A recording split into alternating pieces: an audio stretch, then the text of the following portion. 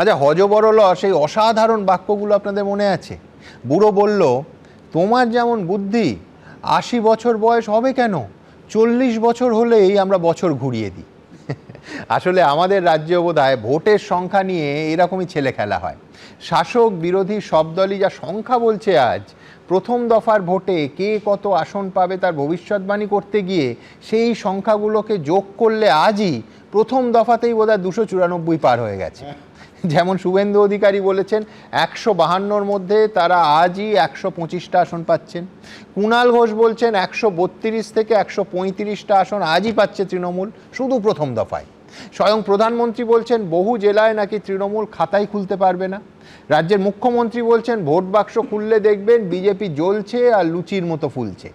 সব মিলিয়ে বিশ্বনাথ চক্রবর্তীর প্রথম দফার ভোটের শেষে অঙ্কটা তার কি দাঁড়াচ্ছে শুনুন। তার আগে সুমনদা আরেকবার বলবো যে আমি ৫ নম্বরটা দিয়েছিলাম, তার মানে অনেক ভালো ভালো কাজ হয়েছে আজকে। নির্বাচনের মৃত্যু ঘটেনি, রক্তপাত বিরাট পরিমাণে ঘটেনি, ভোট লুট হয়নি, ব্যালট পেপার ছিঁড়ে খায়নি কেউ। তারপরে আমি পাস মার্ক ৫ কেন দিলাম, তার কারণ আমার কাছে দুটো খাতা ছিল, একটা তামিলনাড়ুর খাতা ছিল আর একটা পশ্চিমবাংলার খাতা ছিল।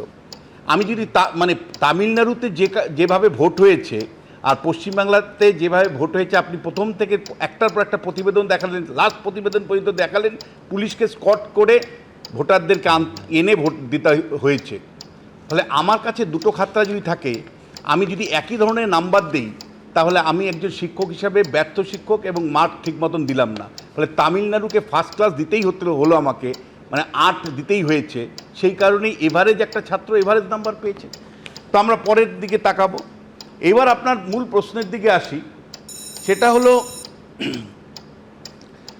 এই যে বিভিন্ন রাজনৈতিক দলগুলো প্রথম পর্যায়ের মানে ভোটের পরে ক্লেম করছে, কেউ ১৩৫, কেউ ১৪০, কেউ বলেছে সরকার গঠন করে ফেলেছি।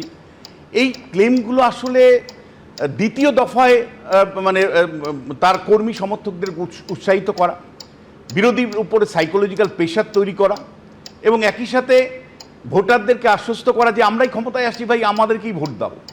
কারণ বহু সংখ্যক ভোটার, দোদুল্যমান ভোটার থাকে, যাদেরকে আমরা ইংরেজিতে ফ্লোটিং ভোটার বলি।